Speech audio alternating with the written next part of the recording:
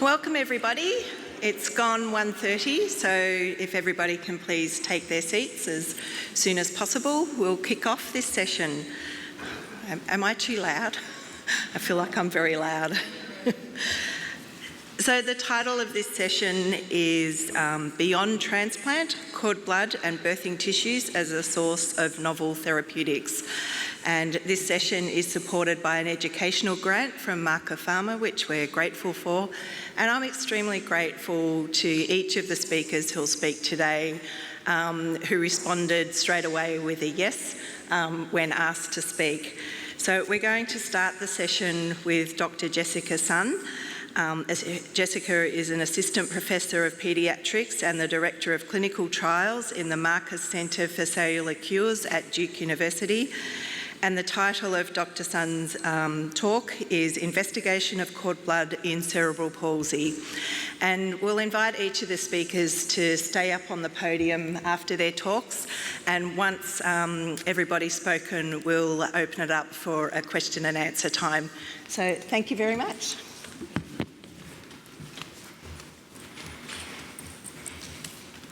All right. Thank you for inviting me to present today and to share our ongoing work investigating the use of cord blood for the treatment of children with cerebral palsy. There we go. All right, I do have a few disclosures. We have patents pending for the use of umbilical cord blood for some of the applications in this talk. Some of the intellectual property has been licensed by Duke to Sinocell and Cryocell, and I've received royalties in that regard. And of course, these interventions are off-label. Okay, so it's hard for me to see that. But this is a summary of the clinical trials that we have conducted in the Marcus Center using cord blood and cord tissue MSCs in the treatment of neurologic conditions. Dr. Franz will share some of the data from the autism studies a little later in this session, and some of the stroke data will be presented in the abstract session. So I'm going to focus the rest of this time on our work in cerebral palsy, which is really a series of phase 1 and 2 studies, moving stepwise from the use of autologous cord blood cells into allogeneic cells. Cerebral palsy is the most common physical and motor dysfunction in childhood, and it is a disorder of movement that causes limitation in affected children's function. And it's caused by a non-progressive disturbance to the developing fetal or infant brain. And I don't have time to go into it today, but there have been numerous animal models demonstrating both survival and neurologic benefit to cord blood treatment after hypoxic injuries. So our overarching hypothesis is that cell therapy may either facilitate repair of or the response to brain injury via paracrine effects, thereby improving function in children with cerebral palsy. Now, by the time children with cerebral palsy make their way to us, they're in the chronic phase of their brain injury. For some, the injury isn't even identified until many, many months after it has occurred. So we're probably out of the window for neuroprotective strategies here, though we are investigating that in other scenarios. And we're looking to affect the ongoing recovery process. Thankfully, children, of course, are not just small adults. So this graphic here shows us what we all intuitively know, which is that over time, the brain's ability to change is great in early childhood and only decreases over time, whereas in the orange line, the amount of effort that it takes to instigate that change increases with age. So we really do have this window of opportunity here in early childhood to attempt to intervene and maximize recovery and ultimate function. So while the injury in cerebral palsy is by definition static, the patients are not. A child who sustains a brain injury will continue to grow and gain function over time, though they'll do so differently than their typically developing peers. And we have a couple of tools that we use to classify and quantify motor function in children with cerebral palsy. This graphic depicts the gross motor function classification system, which is used to classify children based on their functional abilities, with level 1 having almost no limitations, through level 5, in which children require essentially total assistance. The GMFM-66, on the other hand, is an assessment tool. It consists of 66 items that are performed by a child and scored by a physical therapist. This is a validated tool of gross motor function that is designed specifically for children with cerebral palsy, and it's the outcome measure that we've used in all of our studies.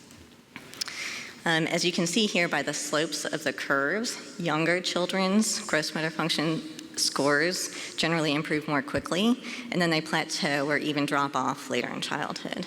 But we can use these reference curves, which act essentially like growth curves, to attempt to predict later motor function based on current conditions. So each of our studies, we've analyzed the GMFM-66 scores in a couple of different ways. We've looked at the absolute change score, so change from point A to point B. But because we know that this is expected to vary in different kids at different times, we've also used these reference curves to estimate the expected change in any given time, and then we've also evaluated the observed change in GMFM versus what was expected. All right, so our first randomized study was the CPAC study. This was a double-blind, placebo-controlled crossover study of a single dose of autologous cord blood with a crossover at a year. So we chose to include in this study children ages 1 to 6 years old with a GMFCS level of 2 through 4 or a level 1 if they had hemiplegia and used their affected hand as an assist only. And of course, they had to have their own cord blood unit stored, which met the qualifications that you see there. The primary endpoint in this study was change in gross motor function as assessed by the GMFM-66 at a year. And all the children in this study had MRIs done at each time point that included DTI and tractography. So as you can see here, both groups improved over time. The placebo is shown in blue and the cord blood group in red, but there was no difference between the two groups in change over the year when we evaluated them as whole. So we broke the results down based on cell dose. And in the middle graphic there, the treated group is broken down by the median either pre-cryo dose, which was 30 million cells per kilo, or the median infused dose, which was about 20 million cells per kilo. And so you can see there that kids who received a higher cell dose, which are the green bars, improved more than kids who received a lower cell dose, which are the red bars, or placebo in blue. And then on the right-hand side, we also looked at the observed minus expected score. Now that's only available for kids who are at least 2 years old, so there's slightly smaller numbers in here, but the trend is the same, with kids who received a high dose improving more than kids who received a lower dose or placebo. So because this was a crossover study, we then used the results from all children who received a cord blood infusion and their change in gross motor function a year after that, whether the infusion was given at baseline or at the 1-year time point. And again, we saw the same thing. Kids who received a higher dose, this time in blue, improved more than kids who received a lower dose. And that was also true in the P-body gross motor change score, which is a different measure of gross motor function. So as I mentioned, we also did MRI studies in this study, and now we don't expect the gross structure of the brain to change in response to cord blood treatment, so we've focused our work on brain connectivity, and we can get some beautiful pictures that way. And so these are some representative images from children on the study of their gross motor tracts within the brain via DTI tractography. In the bottom corner there, you can see an unaffected child with nice, symmetric, robust corticospinal tracts versus right next to that, to the left, a child with hemiplegia, where one side is clearly different than the other, and then above, children with quadriplegia and diplegia. And so then we can form these connectome maps in which the circles indicate various centers or areas of the brain, and the lines or the edges represent the connectivity between any of those two given points. In that way, we can assess how those connections change over time. So when we looked at all of the scans 1 year after infusion, we were able to demonstrate that increases in brain connectivity up here on the y-axis correlate with functional improvement, so change on the motor scale. And these over here are representative images of a couple of subjects on the study. So the top row there indicates a patient who had a high response, a large change in their gross motor function. And you can see shown are only those connections that had a significant change over time. So there's a much greater increase in connectivity in a child who has had a large functional improvement than one who's had a lesser functional improvement. And interestingly, in the children with unilateral cerebral palsy, we saw improvement in connectivity on both sides of the brain, not just indicating that it's not just that the unaffected side is kind of taking over for the affected side.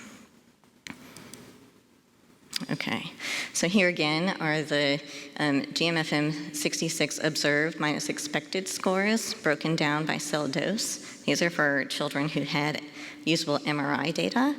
And when we look at the kids who received at least 20 million cells per kilogram, we see a correlation between infused cell dose and improvement in normalized whole brain connectivity. So it seems like dose matters. But if you remember, in this study, we used autologous cord blood, and it turns out that most of those units were on the small side and would not have been able to achieve a larger cell dose. So we knew that if we wanted to eliminate the cell dose factor, that we would have to transition to allogeneic cells. So that's what we did. We did a small phase 1 study in 15 children with cerebral palsy using sibling cord blood. In this study, we increased our dose threshold to a minimum of 25 million cells per kilo, and we used siblings that were at least haploidentical. Since this was a safety study, we measured GMFM 66 scores at 6 months, and at that point, all children had demonstrated gains in gross motor function, though of course there was no control group for comparison. But this then allowed us to move on to testing cells from allogeneic unrelated donors. So most recently, we completed the Accent CP study. This was a randomized open-label study of either cord blood or cord tissue MSCs in 90 children with cerebral palsy. We modified the eligibility criteria in this study slightly to try to mitigate some of the variability inherent in a group of children with cerebral palsy. So we included children ages 2 to 4 years of age, GMFCS levels 1 through 4, and we restricted the etiology of cerebral palsy this time around to hypoxic ischemic encephalopathy, periventricular leukomalacia, or an in utero stroke or bleed. So children were enrolled and randomized to one of 3 different arms, and that randomization was stratified by both their baseline GMFCS level and the etiology of cerebral palsy. So children in the allo cord blood arm received a single dose of unrelated donor allogeneic cord blood that was at least a 4 out of 6 match at a dose of 100 million cells per kilogram. And then they underwent motor evaluations and other studies at 6 and 12 months. The natural history group had no infusion at baseline, but went through the same evaluations and received a cord blood infusion at a year. And the MSC group received 3 doses of cord tissue-derived MSCs, one at baseline, 3 months, and 6 months, and of course had the rest of the evaluations. And although the families were not blinded to treatment assignment, the physical therapist who did all of the motor evaluations was. So the goals of this study were a few. One, to really hone in on the effect size in motor function change after treatment with cells from one source or another, to evaluate that change at 2 different time points, and to, of course, evaluate the 2 different cell products. So we enrolled 92 children, 91 were randomized, and we were about 2/3 of the way through the final assessments when everything came to a screeching halt because of COVID. So 68 children had complete 12-month evaluations. The primary outcome was the actual minus expected change in GMFM66 from baseline to 12 months. So I'm not showing this data, but there was no difference between the groups at the 6-month time point. And then at the 12-month time point, as you can see here, the actual minus expected changes were 5.8 points in children who received cord blood, 4.3 points in the MSC group, and then 3.1 points in the natural history group. Now, this did not achieve statistical significance, but the study was not powered for between-group comparisons either. So we also looked at the absolute change scores from baseline to 12 months. And when we adjusted for the baseline characteristics of the children, we saw that patients treated with allo cord blood improved an average of 3.26 points more than the natural history group, and this was statistically significant. The MSC group, on the other hand, was not statistically significant different than the natural history arm. So, of course, the primary mechanism of action of MSCs is thought to result from immunomodulatory and anti-inflammatory effects. And like I mentioned, in children with cerebral palsy at this point, their injury is in the chronic phase, and the degree of ongoing inflammation in the brain is probably minimal, so that could be one potential explanation for this observation. So then we pooled the data from these two studies, and we did analysis in which we included participants who were untreated, so either in the placebo group or the natural history group, and then those who received a dose of at least 20 million cells per kilogram of either autologous or allogeneic cord blood. And they had to have both baseline and 12-month GMFM scores available. So we wound up with 92 children with analyzable data in this analysis, and we compared the change in GMFM66 scores between treatment arms and across GMFCS levels. So as you can see here, the take-home point really is that the most severely affected children in that GMFCS level 4 really did not seem to demonstrate a response after treatment. And that was notably different than those who were less severely affected, so with mild or moderate symptoms. So, thus far, we have learned that doing this is feasible and safe in young children with cerebral palsy, and although I didn't get into it, there is a small but real chance of infusion reactions, and so that has to be managed appropriately. The median GMFM66 change 1 year after cord blood infusion was about 8 to 9 points, and that was consistent across our studies, and that was really one of our goals, was to figure out what to expect there. The most severely affected children in that level 4 really did not seem to have a significant response. We think dose is important. It's hard to say based on this data. Is there a dose threshold versus a dose response? 6 months may be too soon to really see an effect. And of course, there's more work to be done. So this is what we're planning next. A phase 3 multi-center study. It'll be randomized, double-blind, placebo-controlled, with a single dose of allogeneic unrelated cord blood of at least 50 million cells per kilogram. We'll include children, again, 2 to 5 years old with cerebral palsy with the same etiologies, but we'll restrict them this time to GMFCS levels 1 through 3. And the primary outcome measure will be the absolute change in GMFM score at 12 months with a host of other secondary endpoints, as well as more MRI studies and biomarkers. So that's what I've got. It takes a whole host of people to do this, probably more than who you see up there, but thank you to all of them and to you. Great. So our next speaker is Associate Professor Salvatore Pepe, who is based at the Murdoch Children's Research Institute and the Department of Cardiology at the Royal Children's Hospital in Melbourne. my institute. He has a clinical research focus on MNC cell-to-cell interactions with myocardial and cardiovascular cell types in the setting of post-injury adaptive myocardial remodelling in neonates and children undergoing cardiopulmonary bypass surgery for congenital heart disease. And I'm thrilled that Dr. Pepe was able to travel to this meeting, and he's going to be presenting on safety and feasibility of adjunct autologous cord blood cell therapy during the Norwood heart operation for neonates with hypoplastic left heart syndrome. Thank you. Thanks, Nari. It's a bit of a mouthful there. But thank you for the invitation, and also to the organising committee for having me here today to present our preliminary data on the first in human trial. And this, I guess, stems from a very complicated scenario of cardiopulmonary bypass surgery to treat paediatric congenital heart disease.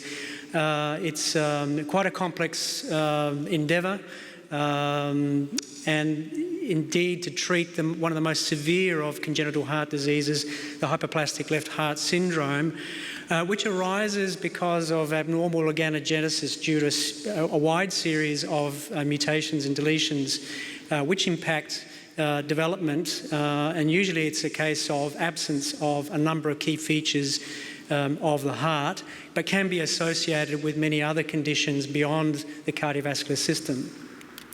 And so in the first panel here we see an image which shows the surgical palliation that's performed, and the first of which most centres usually perform somewhere within the first or second week of life. At our centre we tend to do this very early, usually within the second or third day when possible. And so what this means is that these hearts tend to have very little or no functional left ventricle, the primary chamber that performs the movement of blood throughout the circulation, leaving mainly the right ventricle to be the sole pump. And also another feature, apart from valves being abnormal and dysfunctional, there's an open septal region between the atria, and also a very small limiting ascending aorta. So there's a variety of problems with the heart that need to be addressed immediately, or at least within a few days before the child begins to deteriorate. And so this is done across 3 stages, mainly because as a newborn the heart is very small. So the Norwood procedure is performed very early. But then at about 90 to 100 days, when the child is stabilised, is much greater in size, and the heart is easier to work with, more features of reorganising the circulation such that the right ventricle really is functional and dominant and performing well. So this point, the Glenn procedure is performed. And then finally, the stage 3, the Fontan procedure is undertaken around anywhere after 3 years and up to 5 years of age. Now, the common feature here is, and I won't go into all the complexities of the actual surgical interventions, many of which depend upon the severity of the conditions, and each abnormality has varying degrees of severity and dysfunction. But ultimately, the main issue for us is the fact that the anatomical abnormalities, the actual cutting interventions, and also the cardiopulmonary bypass circuits themselves all contribute increasing amounts of inflammatory and metabolic stress, the high workloads on the right ventricle in particular, all of which drive a very great degree of metabolic and physical stress as well, all of which is driving adverse cellular remodelling, driving higher rates of cell death, all of which lead to greater levels of fibrosis and scar. And that in turn then augments the degree of mechanical and metabolic stresses, a vicious spiral, as you will, contributing to greater dysfunction over time, and ultimately heart failure. Now, we've been very successful across the world with this approach, such that so many more children now are living to adulthood and living their lives and even having their own families. But the attrition is really still very, very high. Most of the mortality occurs extremely early in the interstage period between the day 3 and 3-month intervention. And so what we need is a capacity to be able to fortify the right ventricle and limit these processes such that we offset the need for transplantation and prevent that from happening too soon.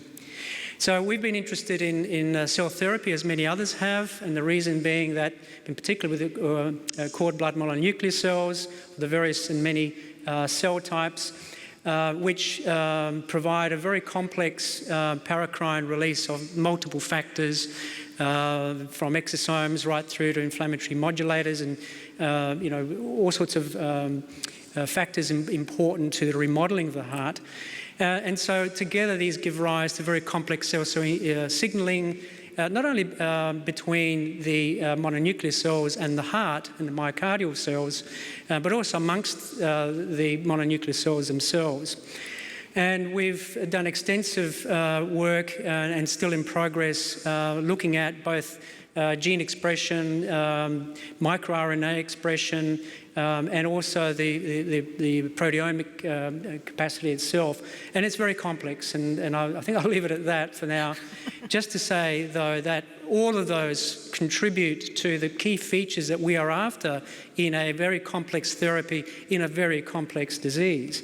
The features of cord blood mononuclear cells, from homing capacity right through to being able to promote angiogenesis and anti-inflammatory and also anti-fibrotic scenarios are valuable. And yet to really be tested out in appropriate large animal models, which we've done some, but more importantly in trials. And indeed there have been a number of important trials, the most important of which was by the WANEC program group led by Tim Nelson and others. And what's important to appreciate, and these are now being extended, and there are a number of phase 2 trials and other studies looking at slightly different cell types, but certainly the importance, point of difference for us is that most of these studies tend to treat these children at a much older age, at stage 2, when much of the survival has already occurred and the children are more stabilised and more amenable to further treatments. We wanted to be able to avoid the epicardial injections of cells, which in itself can be limiting, particularly in the neonate in a very vulnerable heart. But the epicardial injections are subject to localised site bleeds and potential loss of cells. And also you can't really load too many cells within an injection. And so we devised a way of delivering cells during the cardioplegic arrest of the heart during the actual procedure. And we did this initially in a sheep model of paediatric cardiopulmonary bypass. And we were able to not only increase the very large amounts of cells that could be delivered not only to some of the heart, but indeed the entire cardiovascular bed or the coronary bed of the myocardium. And so the entire heart was treated. And while the heart is in cardiac arrest, we increased the amount of static interactive time for cellular uptake.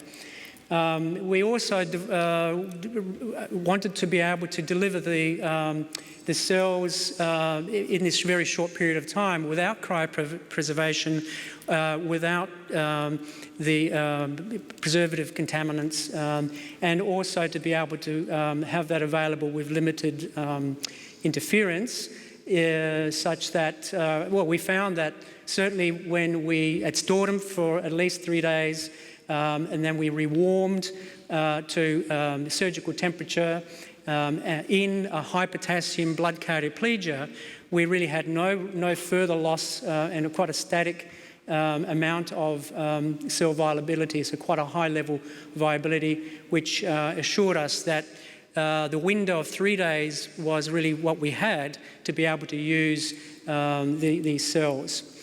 And so in the animal model, we're able to show, this is an hour after cardiopulmonary bypass surgery is complete, we were able to see that there's very high levels of uptake into the endocardium of these human cells being delivered into the sheep model.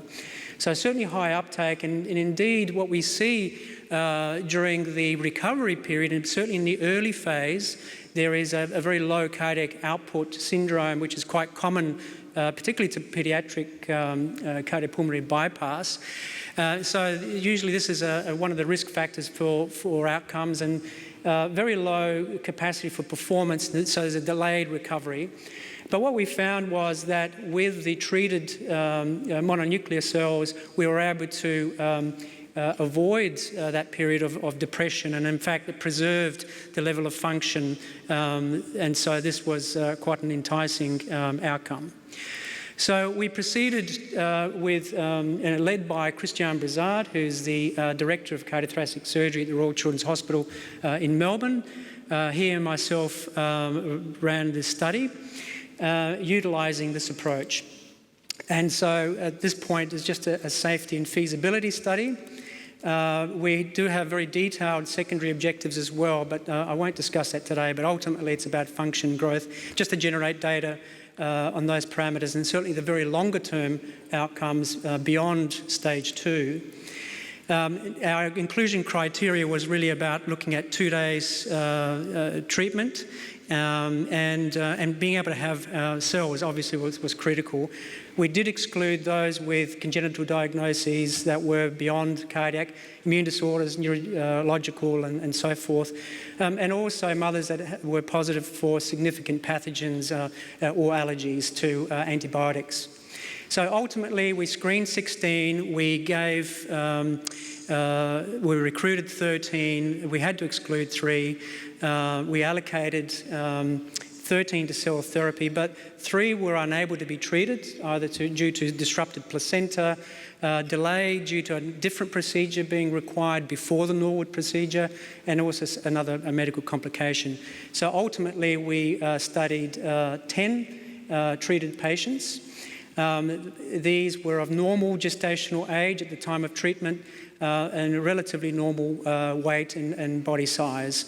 The volume of administered cells was in about 30 mils, and a TNC amounts ranged from 170 million to about 1,600 million cells, so on average around 600 million TNCs.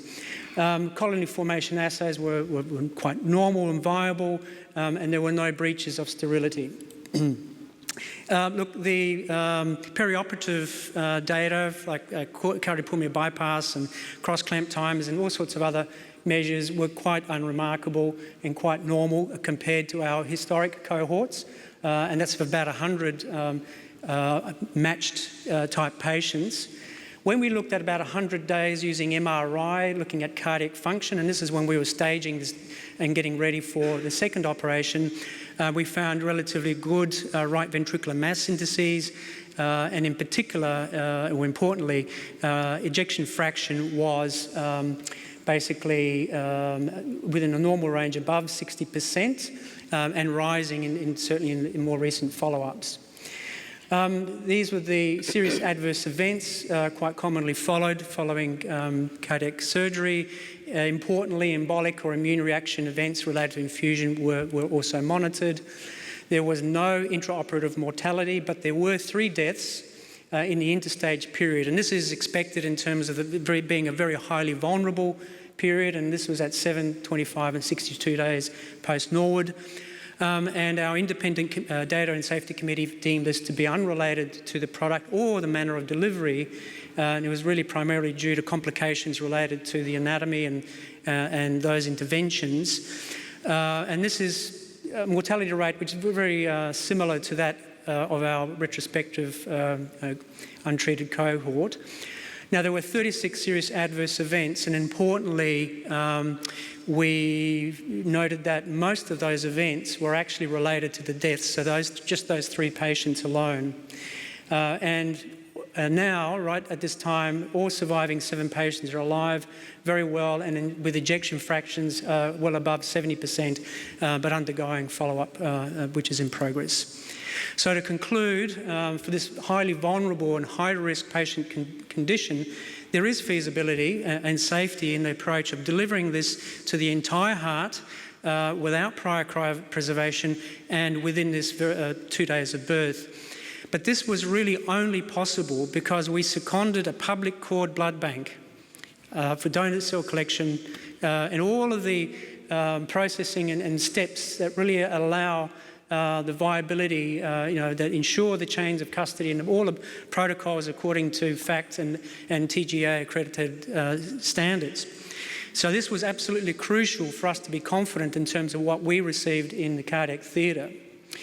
And now, although the study was not designed for examining efficacy and detailed outcome analysis is still in progress, those patients that did reach a stage 2 intervention appeared to have robust right ventricular functional capacity.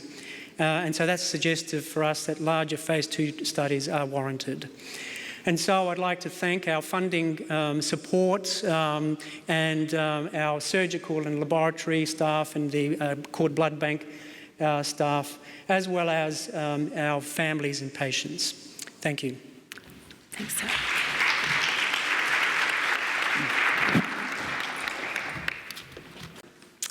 So I'm Nairi Elwood. I'm the director of the BMDI Cord Blood Bank in Melbourne, which Sal has just introduced, and I also head the cord blood stem cell research program at the Murdoch Children's Research Institute.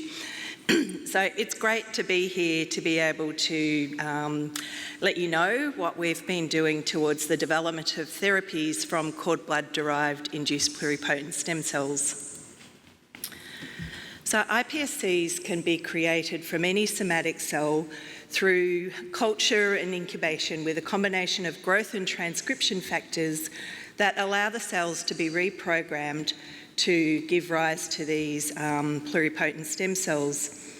These stem cells can then be differentiated towards whatever your favourite cell of interest is. iPSCs are a really important research tool for disease modelling and drug compound screening, but all of these applications are performed ex vivo or in animal models. Until a few years ago, you wouldn't consider using iPSCs for human clinical use, but methods have now been developed to create GMP-grade iPSCs. This slide shows the many clinical trials that are now in progress involving the use of iPSCs or their derivatives and their derivatives worldwide. And this was taken from a very recent publication that's got a really nice overview of the clinical trials. So you can see there are many phase 1 and 2 clinical trials looking at GVHD, heart failure, COVID-19, advanced tumours, solid tumours, looking at using CAR-T and induced NK cells, ovarian cancer, Parkinson's disease, spinal cord injury, retinitis pigmentosa, age-related macular degeneration, thrombocytopenia, and NK cells. There are even a couple of phase 3 studies in progress looking at osteoarthritis and Parkinson's disease. So we've been interested for many years now in using banked cord blood as a source of iPSCs. And that's because there are some really key advantages of using banked cord blood. As everybody in this audience knows, cord blood is a rich source of immature cells. The cord blood cells are naive and have had less exposure to environmental and genetic insults. And this is important in the context of iPSCs because in the past, most iPSCs were made from skin cells. There's a high efficiency of iPSC generation from just a small volume of cord blood, and we now have more than 800,000 fully characterised and tissue-typed cord blood units stored in public cord blood banks around the world. We don't need to use the whole cord blood unit, so that can stay there for cord blood transplant purposes or other uses, because there are segments or attached vials available for iPSC generation. I think the biggest advantage is that all banked cord blood units have a complete family and medical history and have been screened for infectious diseases and have long-term follow-up of the donor and are of a high quality, particularly if from a NetCordFact accredited cord blood bank. The HLA tissue typing of all cord blood units in public banks is known, so we're able to identify those with homozygous haplotypes, or what we call superdonors. And of course, banks have the capability of storing and shipping iPSCs or differentiated cells ready for clinical use. So what we've been working towards is taking one of our vials that's stored with the cord blood unit and culturing it for ex vivo expansion. And we culture the cells towards erythroid progenitor cells. And then these cells undergo reprogramming in a combination of factors using the non-integrating sendivirus and create iPSCs from these cells with our long-term plan to store a master cell bank of iPSCs. So we're particularly interested in creating iPSC lines with homozygous HLA haplotypes, or otherwise known as a haplobank. So iPSCs and their derivatives can be immunogenic, leading to rejection, and we want to match HLA class 1 and 2 loci to minimise this risk and the degree of immunosuppression required. There are individuals, as you know, that are homozygous for common HLA haplotypes, and these individuals, which we call superdonors, will produce stem cell lines that are HLA compatible with a high proportion of the population. Therapies derived from such donors will not be completely immune compatible with recipients, but matching will decrease the amount of immunosuppression required. There are global haplobanking collaborations which aim to optimise HLA matching via banked iPSC lines on a worldwide scale, avoiding redundancy. And clinical grade iPSC lines can be registered and shared via the Human Pluripotent Stem Cell Registry. So the first thing we did was interrogate the HLA of our own cord blood bank inventory in Melbourne. We looked at about 13,000 cord blood units that were stored and were able to identify, if I can read it, 33 unique homozygous HLA haplotypes, and each colour here represents a different haplotype. And you can see by adding the haplotypes are additive. Once you have 23 different haplotypes, there's not much more benefit on top of that. But we used an algorithm to determine that iPSCs made from these homozygous haplotypes would match nearly 50% of the Melbourne population. And I should point out that this work was published 2 days ago, perfect timing, in Stem Cells Translation and Medicine. So if you want more details a bit about this, that's where to find it. So we looked at the top 7 HLA homozygous haplotypes identified in our bank here in the middle, and the top one is HLA1, B8, DR-beta13, which is similar, which is exactly the same, not similar, it's the same, as that in the UK. And if we look across all 3 banks in the Auscord banks in Melbourne, Sydney and Queensland, it's the same. And in fact, the first 5 most common HLA haplotypes across the UK and Australia are the same, and then there's some differences in the frequencies. So as I said, the best thing about having access to a public cord blood bank is that you have all the family, medical and health questionnaire and history and screening of that donor.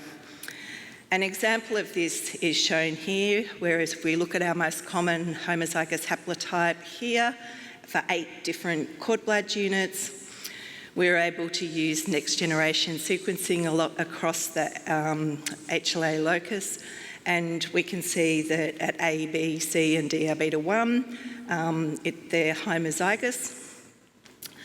If we look further across the HLA loci, actually we usually see a divergence at DPB1, but occasionally we see fully homozygous.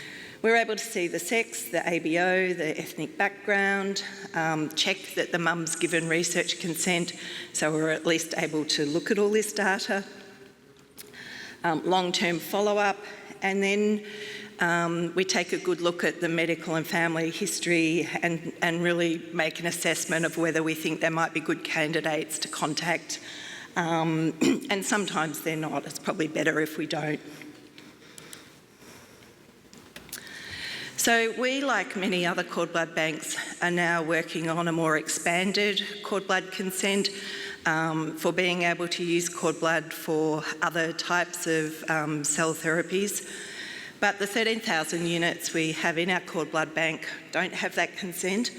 So we've spent the last 7 years working with ethics roundtables, bioethicists, legal people, our ethics department, looking at what we would need to be able to reconsent our cord blood donors to give us permission to create iPSCs.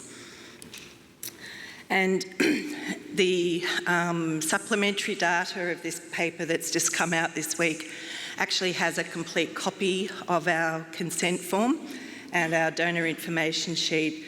But essentially the key components are: we tell the mum that her data will be de-identified and will protect privacy, that she may be contacted in the future. The cell lines are stored indefinitely in a stem cell bank. They may be used for therapeutic use, clinical research or QC purposes. The cell lines may be distributed to other laboratories, including commercial entities. That she can withdraw consent up until the time that we create the iPSC lines. The results will be published, and that quality testing of the lines will take place, including targeted genome sequencing, that the donor will not benefit financially and the donor cannot say who will get treatment. So in parallel to this, we've had Pei Tian in my group has worked hard over the last 7 years to develop the protocol for creating GMP grade iPSCs from just that tiny 50 microlitres of separate cord blood buffy coat. And this was actually just published, the whole protocol for what she does was published just a couple of months, and there's a lot of detail in that. But essentially we can create under GMP-like conditions, iPSCs that we check by flow cytometry with pluripotency markers. We can show their pluripotency using functional ex vivo assays, and we've confirmed genomic integrity. We took our favourite line out to 44 passages under GMP conditions and show that we have stable lines. So we've been collaborating with a group at the Florey Institute of Neuroscience who took the lines that Pei made and has been looking at differentiation of these lines in a preclinical model of motor neuron disease as a proof of principle that even though we'd grown and developed the cells in this way, they're able to function. And so this is the in vitro differentiation using neuronal markers, which I won't go into, but we're able to show differentiation towards motor neurons in vitro. And then they took their motor neuron progenitor grafts and injected them into the ventral horn of the lumbar spinal cord. And after 3 months, we can see that these cells have grown, and using markers for immature motor neurons are able to identify that we have neuronal differentiation. So when we create the fully GMP line, we'll put those cells into this model and take the rats out further to look at functional effect. So we're just about to create Australia's first fully GMP compliant IPS line from banked cord blood. We've identified a cord blood unit that was banked in October 2016. based on homozygous HLA haplotype. The characteristics of this particular cord blood is that it's female with a blood type A, Rhd positive. We've got 5-year follow-up. It's a Northwest European ethnic background. We have good cell numbers and very high CD34 numbers. It's homozygous across all of HLA except at DPB1. The next line we create will be fully homozygous, but this is sort of our test run to take the whole process through from beginning to end. This mum has been reconsented using the process I've talked about. And we've just recently sent off a sample of the cord blood buffy for karyotyping and cell identification, and the ploidy results show no evidence of chromosomal aberrations. So we wanted to look just at a higher level that everything looks okay, even though there was no indication it wouldn't be okay, because we're going to spend a lot of time and effort and money in reprogramming these cells. Once we have the reprogrammed cells, we will do a lot more genomic interrogation because reprogramming can cause aberrations. So internally, we've approved this line for iPSC reprogramming.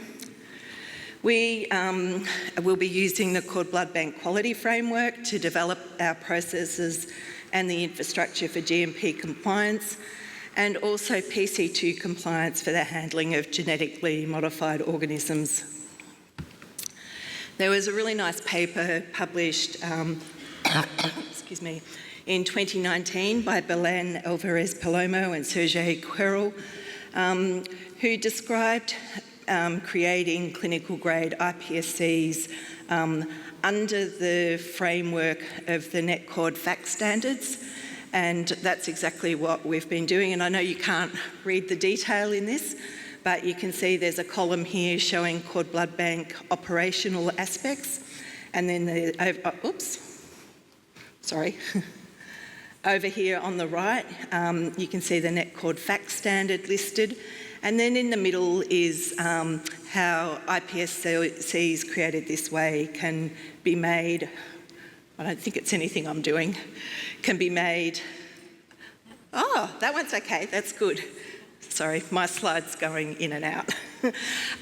Can be made under the NetCord FACT standards, and that's exactly what we're doing with setting up this framework. We have also been working with the Global Alliance for Induced Pluripotent Stem Cell Therapies, or GATE, to develop the quality control guidelines for clinical grade human iPSCs. And there's a set of attributes that will be looked at to confirm that the lines are clinically suitable, including genetic fidelity and stability, and pluripotency via flow cytometry and all of the others actually. So I hope I've been able to show you very quickly that public cord blood banks can play a key role in the development of new cellular therapies by being able to identify homozygous HLA haplotype donors, having sort of bits of cord blood that you can use, going through a process to go back and contact the mums and go through this process of reconsent to then create the iPSCs and make this master cell bank of haplobank. And so then these lines can be available for clinical researchers, clinical groups and commercial entities for distribution, who can then go on and using their own GMP methods to derive their favourite end cells for potential clinical use. And in fact, since we've done this, we've now got some major grants and collaborators who are helping to actually fund this part back here.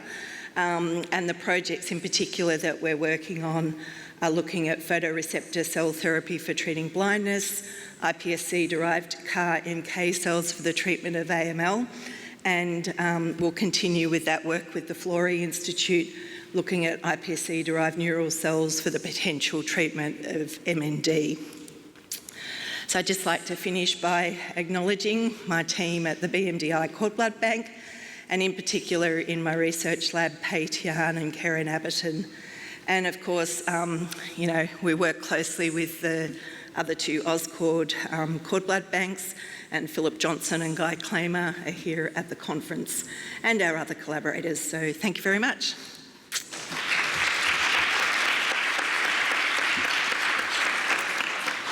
And now I'd like to hand over the podium to Dr. Lauren France. Dr. France is the Assistant Professor of Psychiatry and Behavioural Scientists and Global Health at Duke University and the Associate Director of the Duke Centre for Autism and Brain Development. And her talk will be on the update on clinical trials evaluating cell therapy for autism. Thanks very much.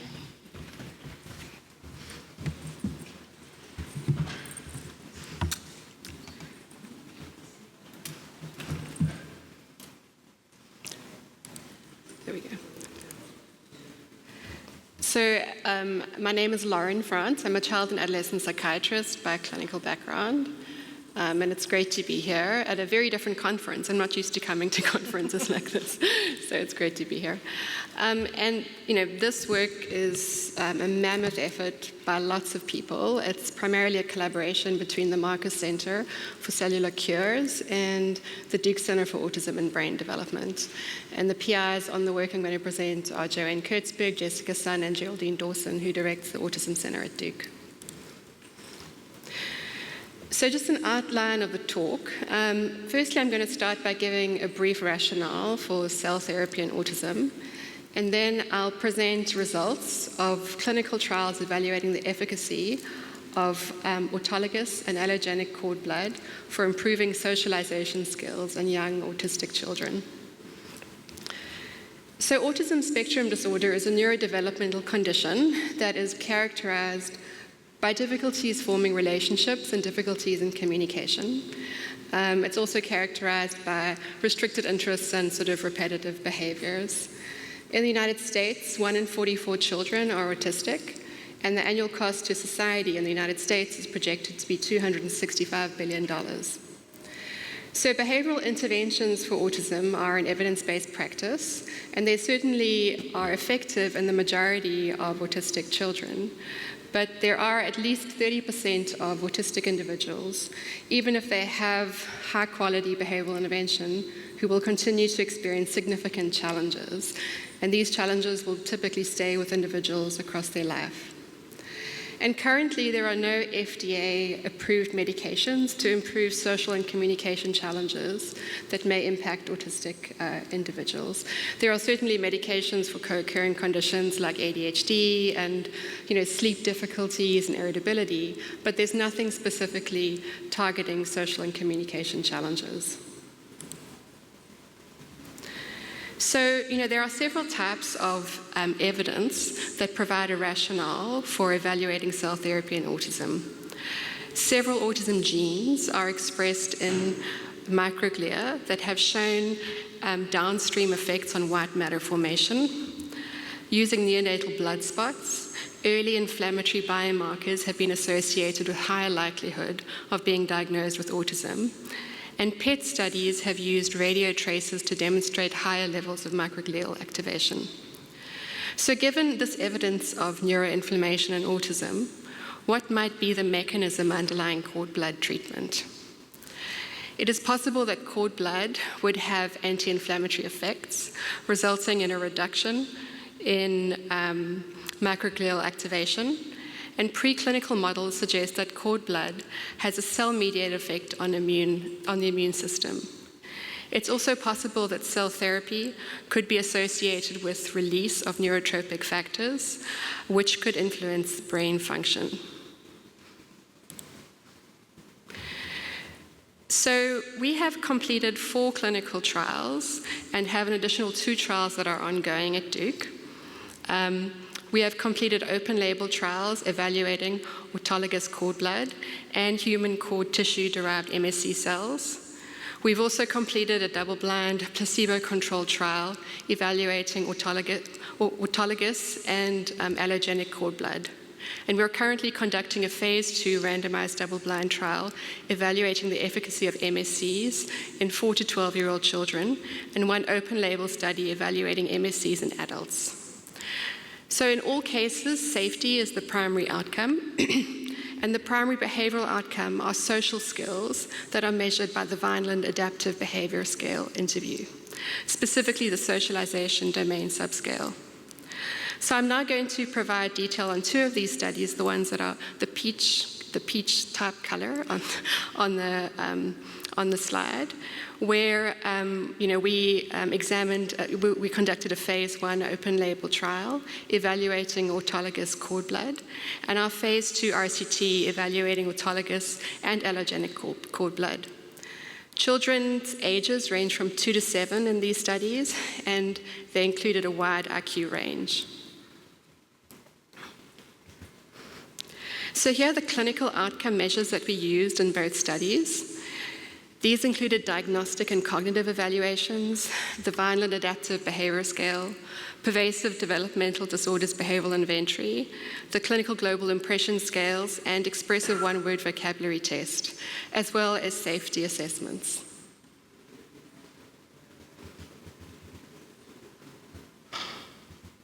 So we also used 3 objective but exploratory biomarkers, which were measured at baseline and outcome.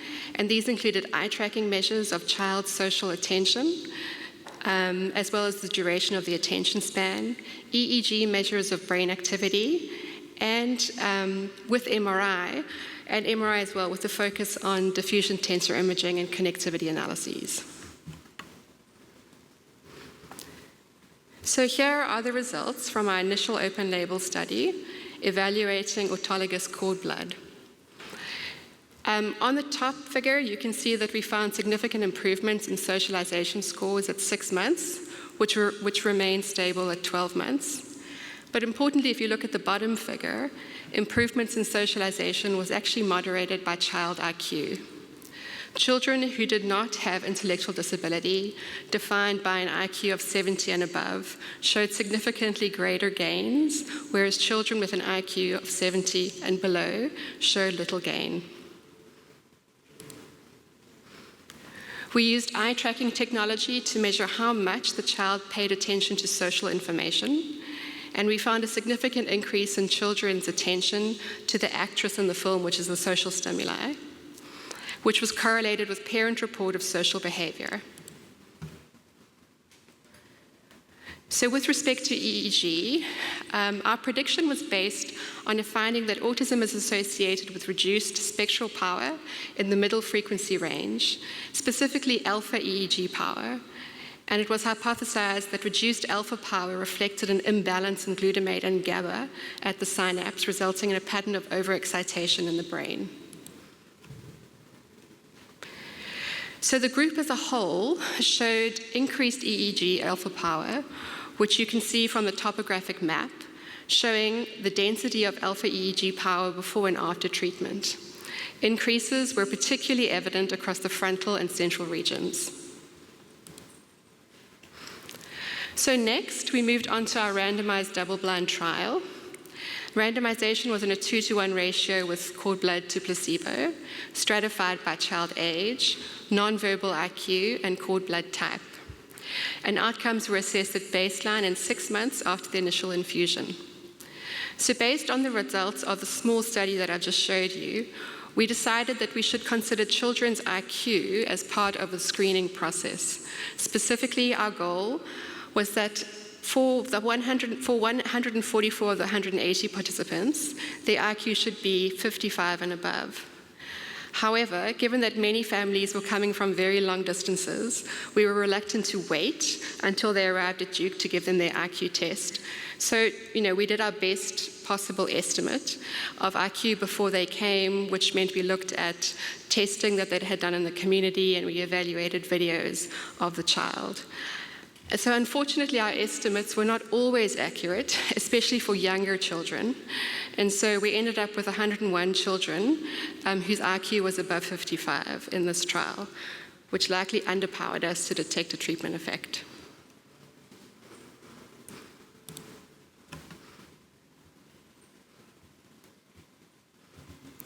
So the treated and placebo groups showed similar frequencies of infusion reactions, except for the allogenic group.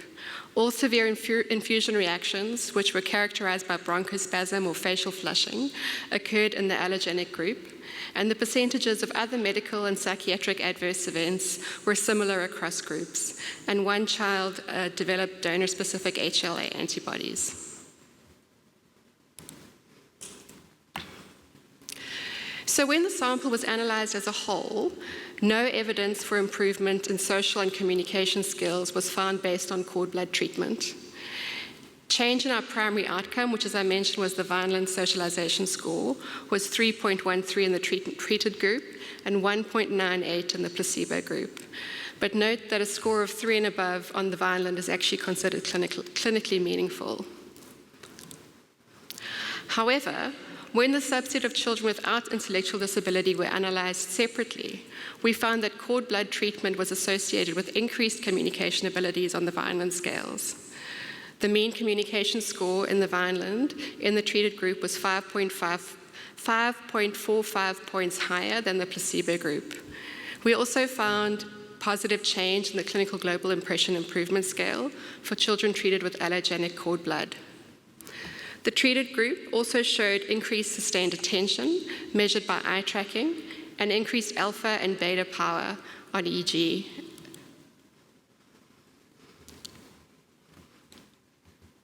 So this graph shows the level of alpha EEG power regressed on baseline levels. And we also found that children without intellectual disability treated with autologous and allogenic cord blood was associated with reductions in global neuroconnectivity as measured by EEG coherence. So autism has been associated with both hypo and hyper EEG connectivity, but most studies have found hyper connectivity in autistic children. Diffuser tensor imaging analyses examine changes in the number of streamlines at 6 months, at the 6-month time point. IQ and age were used as covariates, and multiple connections were analyzed as shown in this illustration, and all analyses were corrected for false discovery rate.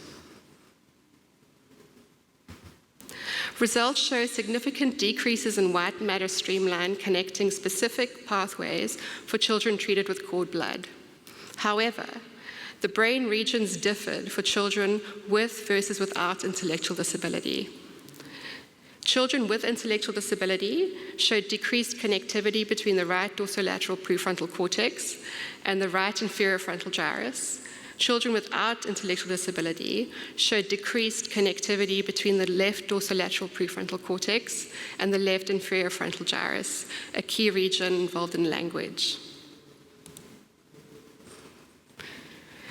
So in our current studies evaluating the efficacy of MSC cells for the treatment of autism, based on our previous phase 2 trial, we've made a number of design changes, and specifically, we've increased the age range of the children from 2 to 7 to 4 to 12 because there was actually very little evidence that there was an age effect in respect to changes in behavioral outcomes. And also IQ is more reliably assessed in children who are older than 3 years of age.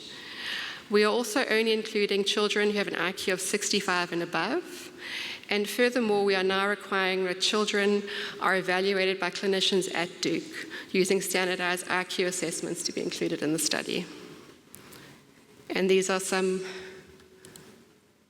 publications from the studies that I've just presented. Thank you so much.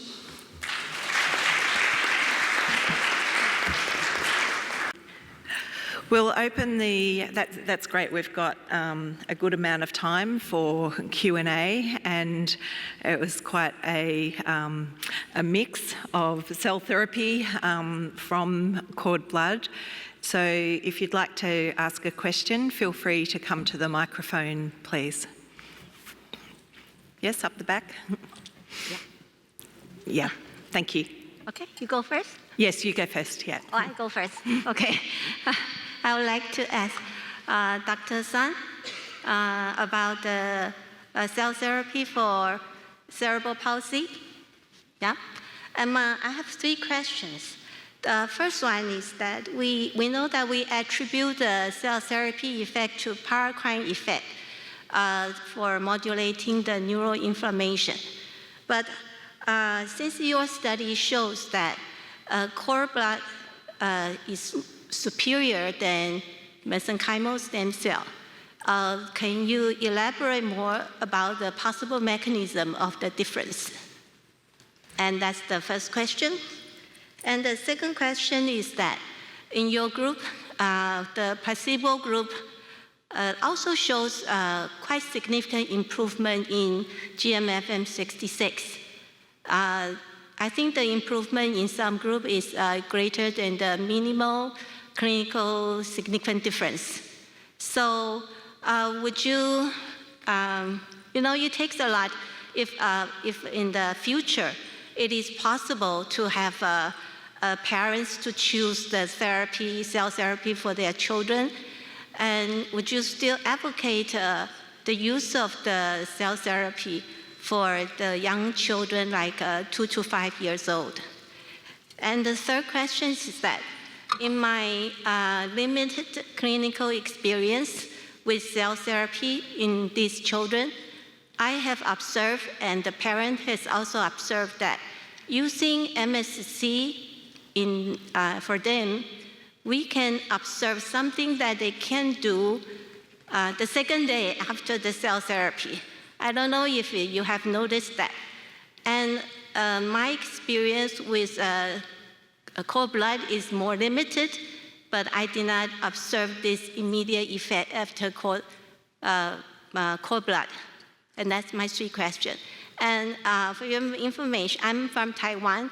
I'm a pediatric rehabilitation doctor. Yeah, thank you. Thank you. Oh. Sorry. Okay, thank you. Let me try to make sure I address all of your questions. So for the first one, I wasn't able to show preclinical data, but other folks in our lab have done a lot of work to try to elucidate mechanisms of both cell types in the setting of both hypoxic ischemic encephalopathy and other preclinical models. And so based on that work, we believe that the cell that is effective in cord blood is actually the CD14 monocyte population, and they've done work to show that they can rescue cells from oxygen glucose deprivation not only by direct cell-to-cell contact, but also via secreted factors. And so that's what we believe is the most likely mechanism of cord blood in this setting. Regarding the GMFM changes observed and the age of the children, we didn't really see, granted we've treated kids from 1 to 6 years of age in the trials, older children kind of anecdotally. We didn't, in at least these studies, which weren't really powered to look at that, we didn't see an age effect. It's certainly possible, but you are correct that the change in GMFM scores that we saw did exceed, published MCIDs. So there's reason to believe that they are clinically relevant. And as far as when changes appear, we have lots of parents who have told us all sorts of things. In our experience, we have not evaluated children's motor function, in the next day or week after an infusion. There's issues with that for numerous things, including repeated measures and learning of the measure. But like I said, when we looked at 6 months, we didn't really see the difference that we did at 12. And based on our hypothesized mechanism, it makes sense to us that it would take longer than a few days to see an effect. Thanks, Jessica. Gesine. Yeah, Jessica, it was a great talk. You infuse the cells intrathecal, right? Oh no, sorry, intravenously. Apologies if I forgot to mention that. Yeah. But also the MSC intravenously? Intravenously, yep, okay. All of them. Mm-hmm. Okay, because then it explains a little bit your data, because I mean, if you use total cord blood and it's clear that the monocytes, they're the only cells to migrate to the brain, and they are microglia, and it was also shown in other studies, dendritic cell vaccination, for instance, if you infuse them, they migrate to the brain. But the MSC, I think they will stuck if you infuse them to the lung within 48 hours. So I'm wondering, do you have any proof of concept that the MSC migrate through the vein really to the brain? Yeah, no, unfortunately, we're just unable to do those studies in people. That would be lovely. We'd love to be able to do that, but we're not able to do that. And of course, any animal models are xenografts, and so there's a host of things that may or may not translate into people. Yeah, I think the approach with total cells with monocytes is the most promising because they can migrate. Yeah. Thank you. If I could just annotate, we don't think the cells are migrating to the brain, or that's really the mechanism of action, whether it's cord blood or MSC. That isn't our hypothesis. We think the cells are interacting with lung macrophages, and there's secondary signaling that comes from that effect, rather than the cells actually migrating to the brain. Yeah. Yeah, I mean, we published some studies years ago in a baby rabbit model of HIE, where at 24 hours by PCR, we showed small amount of human DNA in the brain. But, there's blood in the brain too, so we really couldn't quantitate it or visually, histologically see cells. So we aren't really thinking large volumes of cells are migrating to brain or engrafting in brain.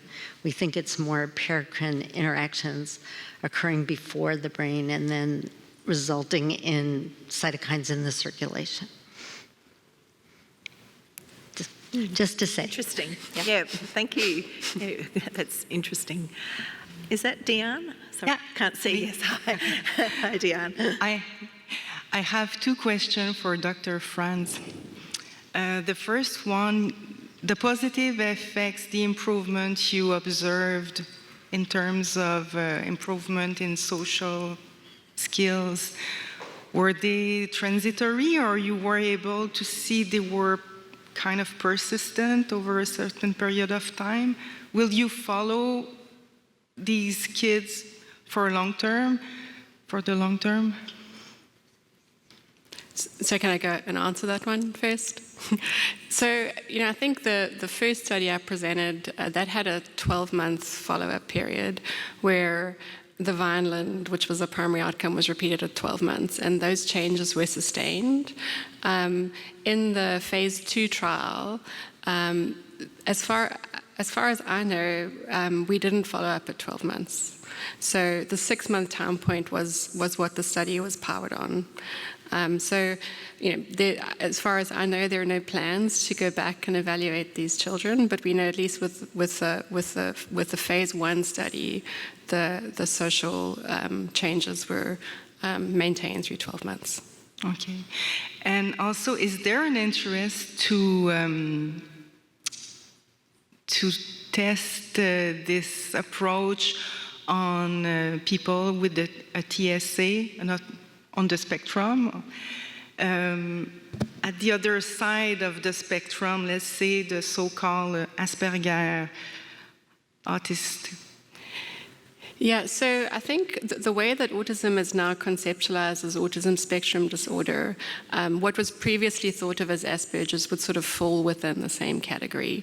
And I certainly think some of the children that have been enrolled in the studies would have been classified as Asperger's in the past. So, and I also think the way that things are panning out, partly because of the outcome measures that we have, which is a huge limitation in autism intervention research, we are, actually skewing towards more high-functioning kids, just with our IQ cutoff now. Perfect. I don't know if Thank that you. answers your question. Okay. Yeah. Great. I can't see anyone else, but we do have just a few more minutes. So I thought while we had the real experts in the room and the experience that you have, and given that Cell's next line of clinical trials will use unrelated cord blood, it would be really good to hear what your experience is in terms of the degree of match, the HLA match that we should be looking for when we move these studies that were done with autologous cord blood into the unrelated transplant setting. So I'm not sure whether Lauren or Jessica would like to answer, or anyone else who is sort of working in this space, what your thoughts are on how well matched we should be looking to use unrelated cord blood. That's a good question. I don't know that I know a right answer. I can tell you what we've done, which is in our related donors, we started out using fully matched donors with a handful of kids and then moved on to at least haplo-identical. And then in our unrelated donor studies, we've used at least 4 out of 6 match. We really have not seen much evidence in the way of alloimmunization, so there may be some room to go there. Interestingly, we did see a much higher degree of anti-HLA antibodies develop in kids who were exposed to cord tissue MSCs than cord blood. Then there were no clinically relevant events related to that, so I don't know if that's really meaningful or not, but those have been our observations so far. Interesting. And Lauren, have you I've got nothing to add. Yeah. Does anyone else have anything to add to that? So it sounds like probably, with the information we have so far, we should be looking at least 4 out of 6 or haplo. I mean, that's what we've done, and we haven't seen any problems. There may be room to go. There's no reason to think that the cells are more effective, given the degree of damage. Yeah. Great. Okay, well, if there are no more questions, I'd really want to thank each of the speakers today and all of you for attending and participating, and everybody's around during the conference, so feel free to come up to us and ask more questions. Thanks.